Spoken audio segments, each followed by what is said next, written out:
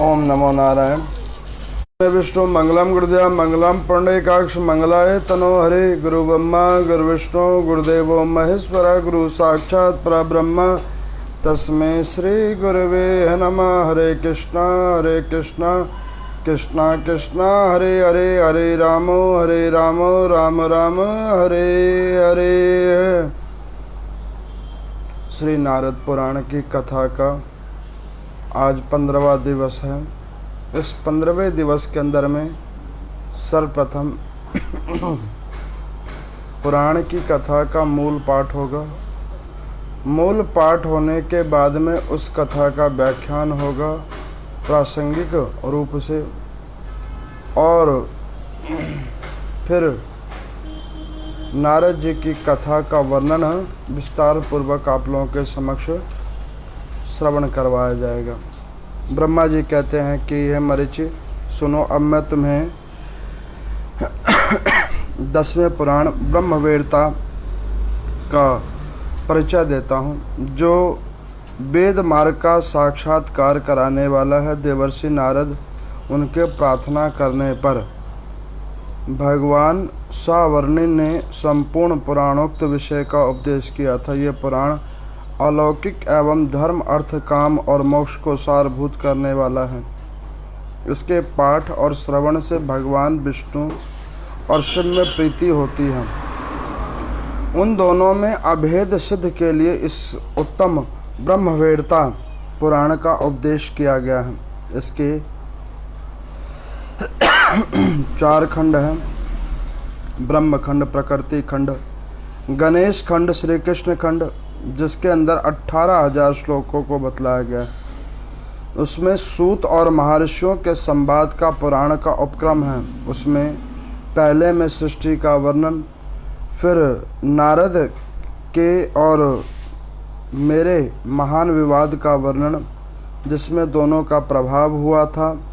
मरीचि फिर नारद का शिवलोक गमन, भगवान शिव के से नारद मुनि के द्वारा ज्ञान प्राप्ति का कदन, तदंतर शिव जी के कहने से ज्ञान लाभ, स्वर्णिम शुद्ध सेवित आदियों का आश्रय, ब्रह्मखंड के अंदर में पापों का नाश करने का विधान, श्री कृष्ण खंड के अंदर में भगवान श्री कृष्ण की नाना प्रकार की लीलाएं, गणेश खंड के अंदर में गणेश जी की उत्पत्ति, कार्तिकेय जी की उत्पत्ति, जमदग्नि नंदन परशुराम जी का अद्भुत चरित्र और कई आश्चर्यमयी कथाओं का निरूपण किया है।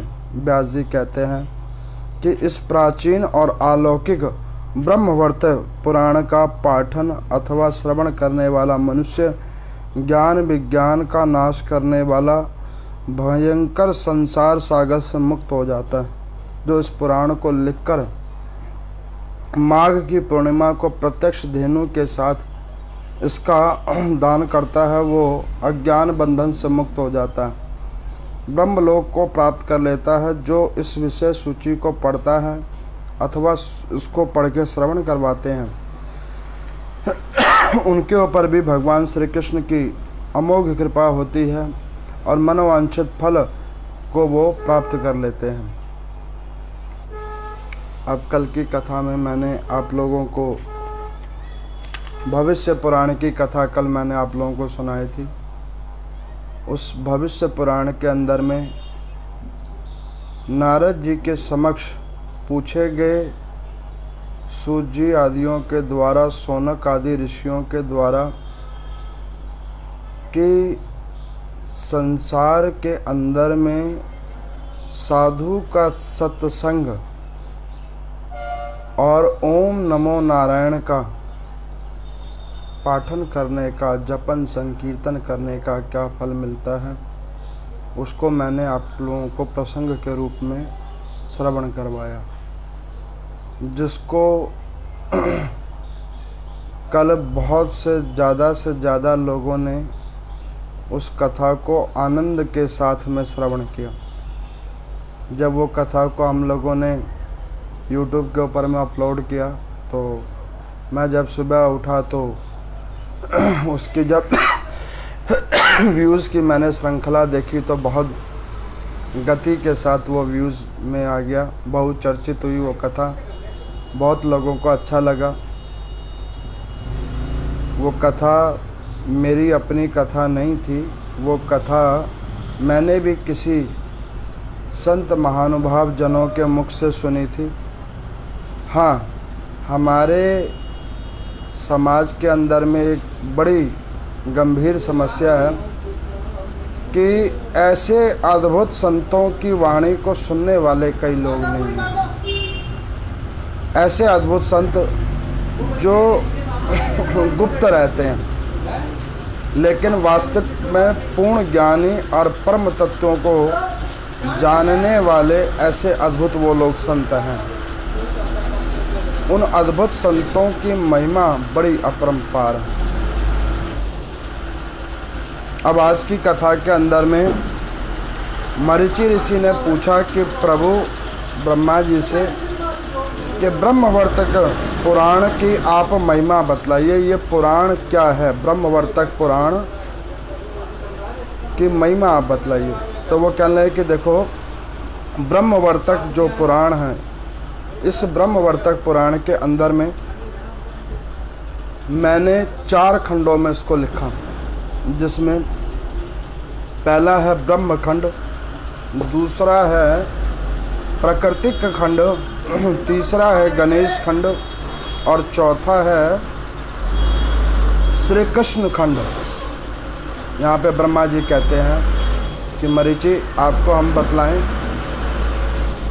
जब ये ब्रह्मवर्तक पुराण लिखा जा रहा था तो एक समय मेरा और नारद जी का विवादास्पद हो गया था इस पुराण को लेकर। उस पुराण के अंदर में भगवान की रचाई हुई माया जो ब्रह्मखंड है, उसके ऊपर में नारद जी ने कई प्रश्न उठाए और मैंने उनको बतलाया कि देखो, भगवान श्री हरि की जो माया है वही ब्रह्मखंड है। ब्रह्मा जी कहते हैं कि भगवान श्री हरि की माया ही ब्रह्मखंड है। माया का ही रूपन हमने ब्रह्मखंड के अंदर में किया हुआ। प्राकृतिक खंड के अंदर में नाना प्रकार के भुवनों का निरूपण किया गया है। गणेश खंड के अंदर में माता पार्वती द्वारा पुण्यक व्रत का विधान, कार्तिकेय जी की उत्पत्ति, गणेश जी की उत्पत्ति, उसके बाद में जमदग्नि के नंदन महर्षि उनकी कथा, परशुराम जी की कथा, उसके बाद में और कई कथाओं का वर्णन किया गया और अंतिम खंड के अंदर में श्री कृष्ण भगवान के चरित्रों का वर्णन, उनके द्वारा रचित लीलाओं का वर्णन ब्रह्मवर्तक पुराण के अंदर में किया गया। तो यहाँ पर सूर्य जी भगवान कहते हैं कि जब ये पुराण लिखा जा रहा था तो नारद जी ने ब्रह्म देवता से कहा था कि पितामह, आप कहते हो कि भगवान श्री हरि मायावी हैं, उनका नाम मायावी क्यों रख दिया आपने? और वो आप जो सृष्टि की रचना करते हैं वो एक माया है, ये माया शब्द इसको क्यों दे दिया गया? तो उन्होंने कहा कि पुत्र, हम त्रिदेव जो भी कार्य करते हैं वो एक माया ही है। उस माया का ही निरूपण इस ब्रह्मवर्तक पुराण के अंदर में है। तो नारद जी ने कहा कि जिनके पास में ज्ञान है, पुराणों के तत्व हैं, तो उसके बाद में भी माया का भंजन हो रहा है, ये तो बात ठीक नहीं है। तो वहाँ पे भगवान रुद्र ने, शंकर भगवान ने नारद जी को नाना प्रकार का वेदों उपदेश दिया है और उनको कहा है कि श्रीमन नारायण के पास में जाइए और उनसे इस तथ्य के ऊपर में विचार कीजिए, पूछिए उनको कि प्रभु, आपके द्वारा जो सृष्टि रचित है उसमें माया का क्यों इतना बड़ा विधान आपने दे दिया और उस रचना को माया नाम क्यों दे दिया? अब नारद जी फिर भगवान नारायण के पास में गए हैं पूछने के लिए कि प्रभु, पृथ्वी लोक के ऊपर में इतनी सारी योनियां हैं, उन योनियों को चलाने के लिए, उसमें जीव आत्माओं को आने जाने के लिए आपने एक शब्द बनाया, माया। ये माया क्या है? तो भगवान नारायण कहते हैं कि नारद जी को, नारद जी आप प्रश्न बहुत पूछते हो, अब फिर जब हम प्रश्नों का उत्तर देते हैं तो आपको अच्छा नहीं लगता। तो उन्होंने कहा कि प्रभु देखो, आप जो प्रश्नों का उत्तर बतलाते हैं उसके लिए बार बार पृथ्वी जाना पड़ता है और वो ठीक नहीं लगता। तो उन्होंने कहा कि अब आप इसका उत्तर यहीं पे दो। तो भगवान ने कहा कि देखो, उत्तर तो नीचे ही चलकर मिलेगा। तो नारद जी ने कहा कि प्रभु, इस बार मैं अकेले नहीं जाऊंगा, आपको भी चलना पड़ेगा। भगवान कहने कि बिल्कुल हम भी चलेंगे। तो यहाँ पर श्री भगवान कहते हैं नारद जी को, नारद जी, माया का जो शब्द नाम है, माया, ये माया का शब्द नाम सृष्टि के लिए इसलिए हमने निर्धारित किया कि अगर हम सृजन कहते या और अन्यत्र नामों से उसका संचालन करते तो लोगों का मोह नहीं टूटता। तो उन्होंने माँ से मोह और माँ से माया इसको कर दिया कि जो लोग मोह के अंदर में फंसे हुए हैं कि ये मेरा है, वो वस्तु हमारी है, वो सब कुछ हमारा है, ये मोह और माया बिल्कुल एक ही शब्द बना दिए हैं। मोह समझ लो और माया समझ लो, ये आसक्ति जीव आत्मा का अंतिम छोर को प्राप्त कराने का एक कारण बन जाता है, मोह और माया। तो भगवान ने कहा कि ठीक है नारद जी, आपने जो प्रश्न पूछा तो उस प्रश्न को उत्तर देने के लिए आपको पृथ्वी लोक पे चलना पड़ेगा। जब ये कथा सुनाने लगे रोमहर्षण सूत जी, तो उन्होंने नारद जी की ओर देखा और हाथ जोड़ के उन्हें कहा कि प्रभु, अगर आप कहें तो इस कथा का प्रतिपादन करें। तो नारद जी ने कहा कि कोई बात नहीं, कथा तो सुना दो, लेकिन उतना ही सुनाना जितना हमारा हास्य ना हो। तो सूत जी कहने लगे कि प्रभु, कथा तो जो होगी सो ही सुनाई जाएगी, लेकिन अब उसमें जो होगा सो अब आपके समक्ष ही होगा। तो यहाँ पर सूत जी वो कथा को सुना रहे हैं, बड़ी अद्भुत कथा सुना रहे हैं कि भगवान श्रीमन नारायण नारद जी को लेकर आगे गंगा के किनारे उतरे और गंगा के किनारे उतरकर उन्होंने कहा कि नारद जी, आपने पूछा कि सृष्टि का नाम या सृजन को माया क्यों नाम दे दिया, ये माया क्या है? नारद जी, आज हम आपको माया के दर्शन कराते हैं। माया आखिर कौन है? तो उन्होंने कहा कि हाँ प्रभु, आप माया के दर्शन कराओ। तो उन्होंने कहा कि नारद जी को कहा कि देखो नारद जी, गंगा जी के अंदर में प्रवेश करो। तो उन्होंने कहा कि प्रभु, गंगा जी के बाहर भी तो आप बता सकते हो, नदी के अंदर ही क्यों प्रवेश?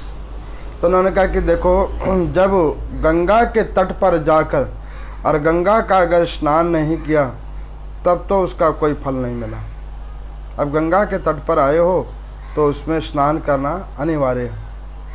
अब वो स्नान करने के लिए भगवान नारायण नारद जी को लेकर आए गंगा जी के तट पर, गंगा जी के अंदर में उन्हें प्रवेश करवाया।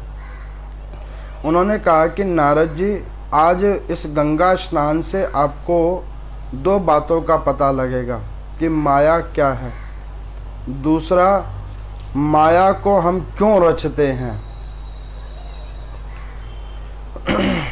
तो नारद जी ने कहा कि वो तो ठीक है प्रभु, लेकिन इसके अंदर में कोई जीव हत्या तो नहीं होगी। तो उन्होंने कहा कि नहीं, जीव हत्या नहीं होगी, लेकिन आपके प्रश्नों का उत्तर भी इसी के अंदर मिलेगा। तो उन्होंने कहा ठीक है प्रभु। भगवान नारायण आगे आगे चले, नारद जी को लेकर आगे गंगा जी के बीच में। गंगा जी के बीच में लेके आ गए। अब भगवान नारायण ने कहा कि देखो नारद जी, एक काम करो, आप तो योगा अभ्यास के बड़े निपुण हैं, योग के बड़े निपुण साधक हैं, तो आप एक काम करो, जब डुबकी लगाओ अंदर में तो 2 मिनट तक अपनी सांस को रोक कर गंगा जी के अंदर नेत्र बंद करके ध्यान करना, और उसके बाद डुबकी लगाकर पुनः आप आ जाना किनारे पे। तो फिर हम जो है आपको माया का विवरण सुनाएंगे। अब नारद जी ने कुछ इसी प्रकार किया, आंख बंद करी और डुबकी लगाई, और डुबकी लगाकर गंगा जी के मध्य में बैठ गए। और नारद जी के ज्यों ही आंख बंद करने पर, गंगा में डुबकी लगने पर नारद जी जैसे ही बैठे तो भगवान वहाँ से चले गए। कई लोग मंदिर के अंदर में जाते हैं, जाकर भगवान का ध्यान करने के लिए अपनी आंखें बंद कर लेते हैं। आपको मैं बतलाऊं, कभी भी देव स्थलों पे जाओ तो देव स्थलों पे जाओ तो आंखें खोल के रखना चाहिए, कानों को सुनते रहना चाहिए और मुंह को बंद करके रखना चाहिए। आँख को क्यों खोल के रखना चाहिए? उसका कारण है कि आज आपके कुछ पुण्य कर्म उदित हुए हैं भगवान के दर्शन करने के लिए, और जाकर वहाँ पर आपकी नेत्रें बंद हो गई, नेत्र को बंद कर लिया, तब फिर दर्शन काहे के हुए? कई लोग कहते हैं कि पंडित जी जो दर्शन किया उसको मन के अंदर उतारने के लिए आंख बंद कर लेते हैं। देखो वो तो तब करना जब वहाँ से निकलने लगो, वहाँ से उस क्षेत्र से जब निकल जाओ तब नेत्र अपने बंद कर लेना। लेकिन जब तक आप उस क्षेत्र के अंदर में हो, दर्शन करो तो नेत्र खोल के दर्शन करना, क्योंकि दर्शन खुले नेत्रों से होते हैं, बंद नेत्रों से कभी भी दर्शन नहीं होते। अब यहाँ पर मैं बड़ी अद्भुत कथा होते हुए उन्होंने पूछा कि गुरुदेव जब भगवान वहाँ से निकल गए तो नारद जी अंदर बैठकर क्या करने लगे? तो उन्होंने कहा कि अब वही कथा अब हम आपको सुनाने लगे हैं। अब नारद जी जो ही आंख बंद करके गंगा जी के अंदर बैठे तो नारद जी ने क्या देखा कि एक बहुत बड़े नगर के अंदर वो आ गए हैं, बहुत बड़े नगर के अंदर में आ गए हैं। नारद जी की बीना कमंडली तो बाहर छूट गई थी, अब वो उस बड़े नगर के अंदर में आ गए हैं और वहाँ पर बहुत सारे लोग नारद जी को देख रहे हैं, सब हाथ जोड़ जोड़ के उन्हें प्रणाम कर रहे हैं।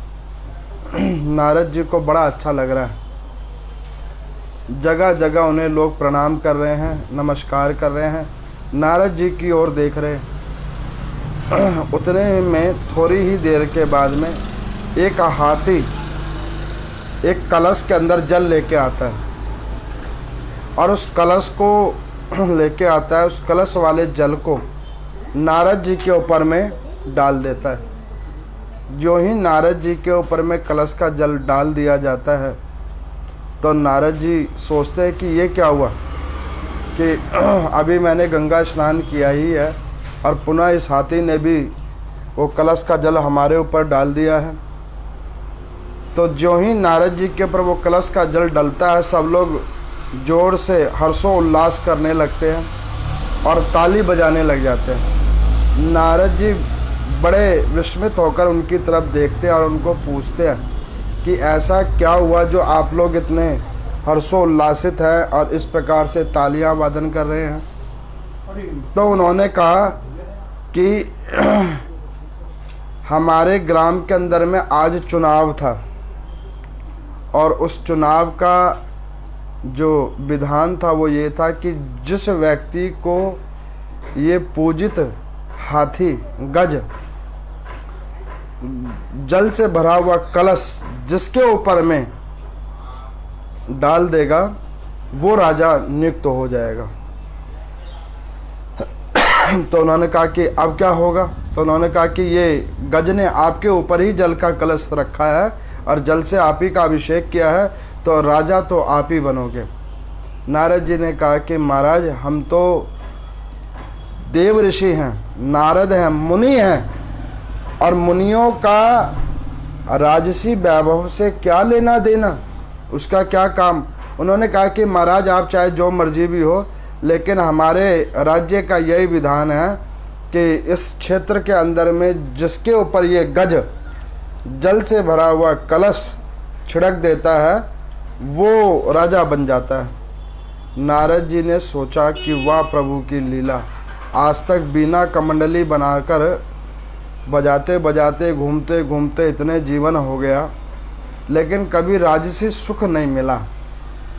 प्रभु की देखो कितनी कृपा हुई है।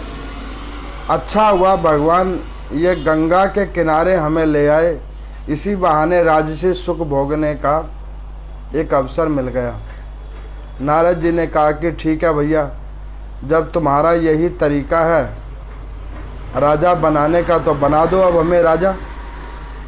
अब सब लोगों ने बड़े अच्छे तरीके से नारद जी का राज्याभिषेक कराया, मुकुट वुकुट पहनाया, वस्त्र आभूषण उनके जो उन्होंने पहने हुए थे वो सब धोती वोती उतरवाई, नवीन वस्त्र राजसी वस्त्र उन्हें पहना दिया। अब यहाँ पर सोनक आदि ऋषियों ने पूछा कि नारद जी तो ब्रह्म तत्वों को जानने वाले हैं, और उसके बाद नारद जी को अभी पता नहीं लग रहा कि गंगा जी के अंदर में ऐसी कौन सी माया रची जा रही है। तो नारद जी वहीं बैठकर कथा सुन रहे थे, तो नारद जी ने कहा कि महात्मन यही तो बात है प्रभु की माया। उस माया के अंदर में जीवात्मा को पता नहीं लगता है, जो झूठ है वो सत्य नजर आ रहा होता है, और जो सत्य है उसे झूठा समझा जा रहा होता है। यही तो माया का प्रभाव है। जिनमें हम सच को ढूंढते हैं वो बिल्कुल अदृश्य तत्व हैं, और जो झूठे तत्व हैं जिनके अंदर में कभी भी सत्यता थी ही नहीं, उन सत्यता की खोज में हम उन झूठे शब्दों को सत्य जानकर ढूंढ रहे होते हैं और सत्य मान रहे होते हैं। नारद जी कहने लगे कि देखो अब इस प्रकार से भैया, उन्होंने मुकुट पहन लिया। मुकुट पहन लिया जो नारद जी एक भी बार बगैर ओम नमो नारायण श्रीमन नारायण का जाप करते थे, वो राजसी सुख का अनुभूति हुई कि उन्होंने ये सब छोड़ दिया। आज की डेट में जितने भी लोग भगवान का भजन कीर्तन नहीं करते हैं, वो क्यों नहीं करते हैं? क्योंकि उनको राजसी जो सुख है और जो सुख के द्वारा भगवान श्री हरि की माया सर के ऊपर बैठ चुकी है, वो उनका भजन नहीं करने देती। तब भगवान रिमाइंडर देने के लिए दुख को भेज देते हैं कि जाओ और इसको रिमाइंड कराओ कि भैया ये जो तू कर रहा है ये ठीक नहीं है, तू यहाँ पे भजन करने के लिए आया है। मेरे को एक बार किसी ने पूछा कि पंडित जी जीवन में दुख क्यों आता है? मैं आपको बतलाता हूँ। जीवन में दुख आता है दो कारणों से। एक कर्म को निर्णायक स्थिति पे पहुँचाने के लिए, जो पिछले हमारे कर्म हैं। दूसरा, भगवान पृथ्वी लोक पर हैं उसका आभास कराने के लिए। इसीलिए दुख हमारे जीवन के अंदर में आता है। लोग इसको समझें और इस तत्व को जाने कि भगवान पृथ्वी पे सदा सर्वदा हैं। अब इस प्रकार से नारद जी ने अब वो राजसी सुख को प्राप्त किया, मुकुट पहना, राज्य अभिषेक हुआ, और राज्य अभिषेक होने के बाद उस सिंहासन पर जब वो बैठे तो अब उन्हें भगवान नारायण की कीर्तन का बिल्कुल विस्मरण हो गया। अब वो मुनि से अपने आप को, साधु से अपने आप को वो एक राजा समझने लग गए। अब वहाँ पर नारद जी की खूब जय जयकार हो रही है। नारद जी बड़े प्रश्न हो रहे हैं, खूब प्रश्न हो रहे हैं। नारद जी बड़े हर्षित हुए, खूब हर्षित हुए। फिर बहुत सारे उत्सव हुए, मांगलिक कार्य हुए। उसके बाद में शाम हुई। शाम होने के बाद नारद जी को वहाँ के मंत्री ने कहा कि महात्मन, ये राजमहल आपका है, इसी महल के अंदर में आप निवास करेंगे, इसके अंदर में आप शयन करेंगे। नारद जी बड़े प्रसन्न हुए, महल के अंदर में आ गए। महल के अंदर में आए तो वहाँ पर उन्होंने क्या देखा, एक अद्भुत सुंदरी महिला को। उस अद्भुत सुंदरी महिला को जब देखा नारद जी ने, तो नारद जी ने उन्होंने पूछा कि देवी आप कौन हो? तो उन्होंने कहा कि महाराज, इस प्रदेश का जो राजा बनता है ना, उसकी मैं पहले से ही सेलेक्टेड रानी बनती हूँ। नारद जी ने कहा कि ये कुछ ठीक नहीं है, यहाँ तो कुछ ठीक नहीं है। अब जब यहाँ पे कुछ ठीक नहीं है तो नारद जी ने कहा कि देखो, हम तो अखंड ब्रह्मचारी हैं, नारी से हमारा क्या काम। तो उन्होंने कहा कि देखो, ब्रह्मचारी थे तो राजा क्यों बन गए? ये तो ब्रह्मचारी थे तो राजा नहीं बनते ना। अब आप राजा बने हो तो जब इस नगर के आपने और रूल माने हैं, तो एक उसका ये भी रूल है कि भाई यहाँ पे आए हो तो अब आपको हमें रानी स्वीकार करना पड़ेगा और अपना आपको हमें अपनी स्त्री मानना पड़ेगा। नारद जी ने सोचा कि भैया ये तो कुछ ठीक नहीं है। अब नारद जी ने कहा कि अच्छा ठीक है, जब हमने मुकुट पहन लिया है तब तो तुम्हें रानी भी बनाना पड़ेगा। तो यहाँ पर सूत जी भगवान कहने लगे नारद जी की ओर देखकर कि देव ऋषि जी और आगे कुछ कहें? तो उन्होंने कहा कि नहीं, सिर्फ कथा कहो और कुछ खिंचाई मत करो। तो उन्होंने कहा कि नहीं, जो हुआ था वही तो प्रत्यक्ष कहेंगे। तो उन्होंने कहा फिर कह दो। अब नारद जी को जो ही उस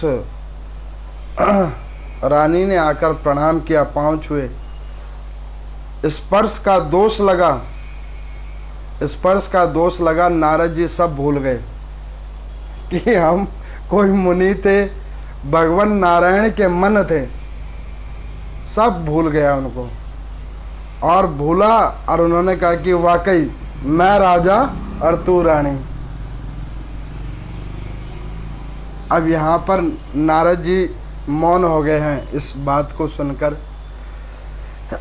सौनक आदि ऋषियों ने पूछा सूत जी से कि प्रभु, जब ये बात नारद जी ने कहा कि मैं राजा और तू रानी, तो उनका ब्रह्म ज्ञान कहाँ गया?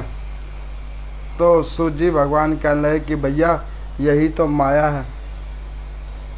ज्ञानी विज्ञानी श्रीमन नारायण भगवान का मन, उसका ऊपर में माया का इतना बड़ा प्रभाव आ गया कि नारद जी ये भूल गए कि मैं ब्रह्मचारी, ब्रह्म तत्वों को जानने वाला, इस मानव शरीर के अंदर में अवगुण दोषों को जानने वाला, और उसको मैंने अपने समक्ष बिठा लिया। कहाँ ब्रह्म ऋषि और कहाँ तुच्छ प्राणी।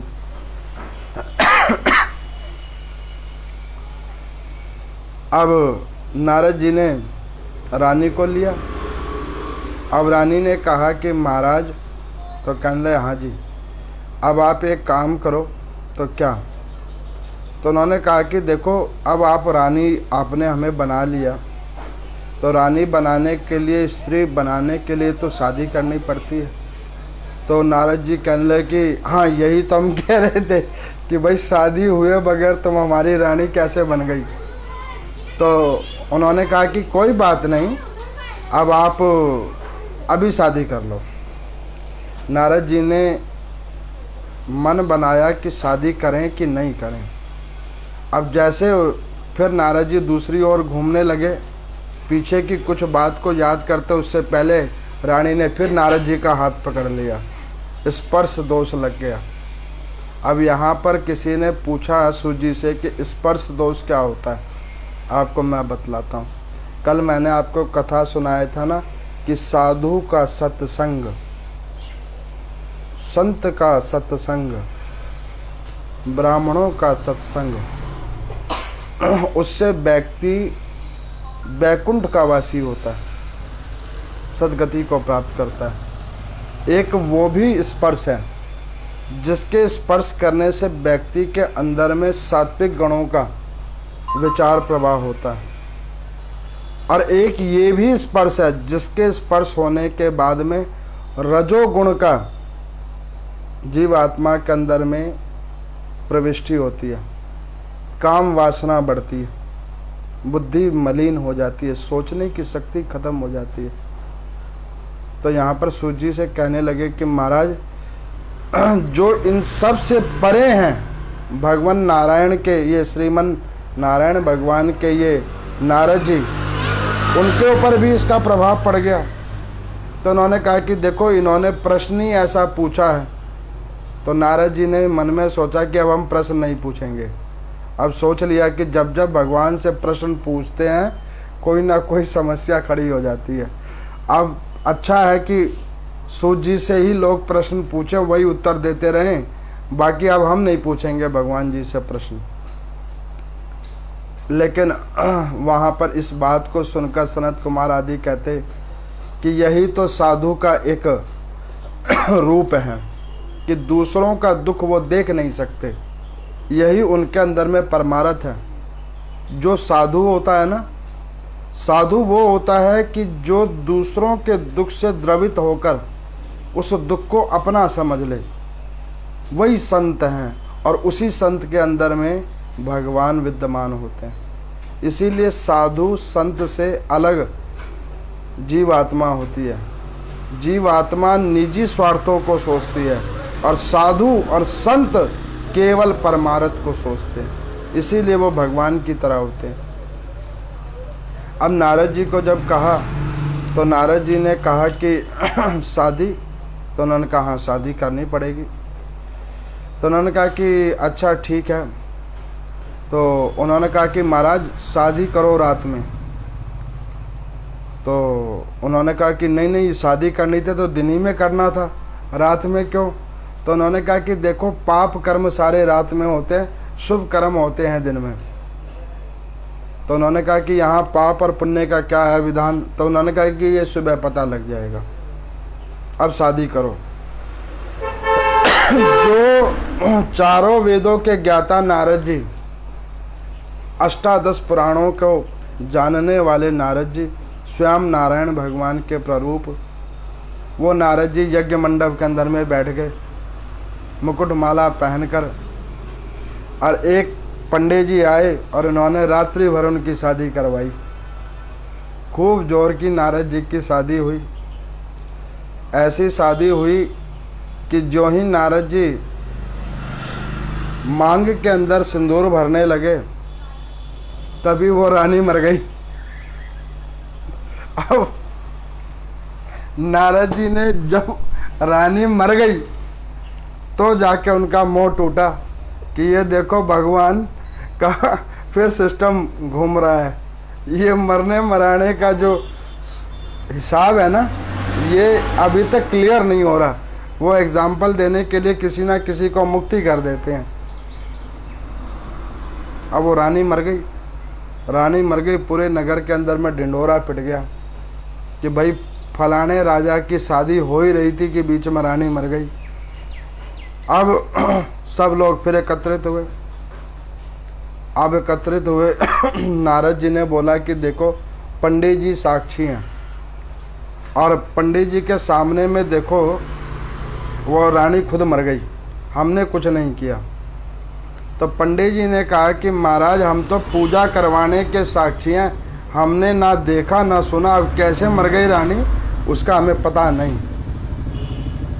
तो वहाँ पर जिन विद्वान लोगों ने, मंत्री लोगों ने नारद जी को राजा बनाया था, तो उन्होंने अपनी रूल बुक उठाई, रूल बुक, उस पुस्तक को खोला। उसमें क्या लिखा हुआ था कि जो राजा रानी को अपनाने से पहले, रानी से विवाह करने से पहले, उसके मांग में सिंदूर भरने से पहले अगर रानी मर जाए तो उस राजा को उस रानी के शव के साथ में अपने शरीर को परित्याग करना पड़ेगा। अपने शरीर का दहन करना पड़ेगा। जैसे नारी सती होती है वैसे पुरुष को सती होना पड़ेगा। अब उस रूल बुक को पढ़ के सुनाया। नारद जी कहने लगे कि भैया ऐसा तो कहीं पे भी नियम नहीं है। तो उन्होंने कहा कि महाराज इस जगह पे यही नियम है, अब तो आपको ये नियम मानना पड़ेगा। तो नारद जी कहने लगे कि नहीं नहीं, ये तो बिल्कुल गलत बात है। उन्होंने कहा क्यों गलत बात है? जब आपको राजा बनाया तब गलत था? नारद जी चुप हो गए। अच्छा, आपका राज्य अभिषेक करवाया तब गलत था? नारद जी चुप हो गए। आपको महल के अंदर में सुंदर रानी दिखी तब गलत था? अभी भी चुप हैं। उन्होंने कहा कि भैया जब शादी करवाने के लिए आपको बिठा दिया तब बताओ गलत था? तब नारद जी बोले यही गलत था, और तो सब कुछ ठीक था, ये बहुत गलत था। हमने आपको बतलाया है ना कि हम ब्रह्मचारी हैं। तो उन्होंने कहा कि ब्रह्मचारी थे तो राजा की गद्दी पे क्यों जाकर बैठ गए, क्यों मुकुट को पहन लिया?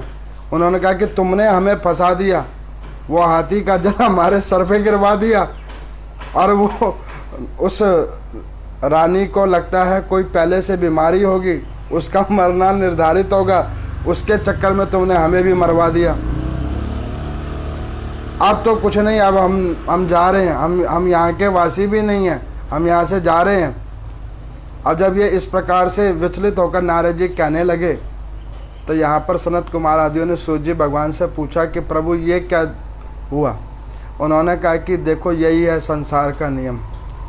मानव आता है पृथ्वी लोक पे,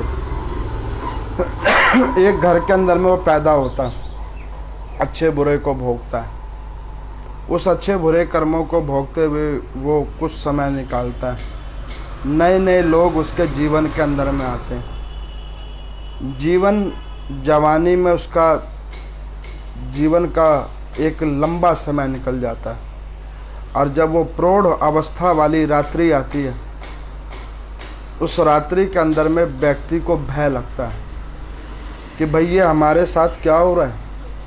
और जब मांग भरने की टाइम आती है, कर्मों का निरूपण होने का समय आता है, किए हुए पाप कर्मों को आंकलन करने का जब समय आता है, तब व्यक्ति विचलित हो जाता है कि भैया ये सब गलत हो रहा है, ऐसा तो हमने नहीं कहा था, ऐसा तो नहीं होना चाहिए था। लेकिन वहाँ पर हमारे किए हुए पाप कर्म हमारा साथ नहीं छोड़ते। वो कहते कि बिल्कुल आप ही ने किया था, इतने देर तक जब कर रहे थे तब सब कुछ ठीक था, और अब जब भोगने की बारी आ रही है तो आप कह रहे हो कि ये सब गलत है। भोगना तो पड़ेगा। अब नारद जी का हाथ पकड़ लिया और चिता की ओर लेके जाने लगे। जो ही चिता की ओर लेके जाने लगे और उस चिता में अग्नि को देखा, अब नारद जी ने भगवान श्रीमन नारायण का कीर्तन करना शुरू किया और कहने लगे कि भगवान अभी तक की कथा में तो आपने मेरे द्वारा मरवाने का नियम उठा रखा था, जिसको मैं देखता सुनता था वो मर जाता था, अब तो आपने मेरी ही प्राण लेने की सोच ली है। ये तो मैं बड़ी गलत जगह पे आकर फंस गया। अब उन्होंने रोना शुरू किया नारद जी ने, और भगवान को पुकारना शुरू किया। आदमी जब सब जगह से हार जाता है, सारे दरवाजे उसके जब बंद हो जाते हैं, तब उसे हरि भगवान की याद आती है। इससे पहले उसको याद नहीं आती। क्यों याद नहीं आती? क्योंकि उसकी माया, उसका पाप कर्म उसके ऊपर इतनी चरम सीमा के ऊपर में उसके ऊपर में नाच रहा होता है कि व्यक्ति को ये समझ नहीं आ रहा होता है कि सही क्या है और गलत क्या है, और तब तक उस व्यक्ति को भगवान का स्मरण नहीं होता है। इसलिए कि पाप कर्मों से बचो, ऐसी विचलित हालात को आने से बचो, ताकि जब आप भगवान के धाम को जाओ तो घबराए हुए नहीं हो, आपका मन प्रश्नोचित रहे। अब यहाँ पर नारद जी ने कहा कि प्रभु अब बचाओ, मैं बहुत बुरी जगह फंस गया। जब उन्होंने 2 बार कहा कि भगवान बचाओ, भगवान बचाओ, तब एक आकाशवाणी हुई कि नारद जी आंख तो खोलो, आंख खोलो और बाहर आ जाओ।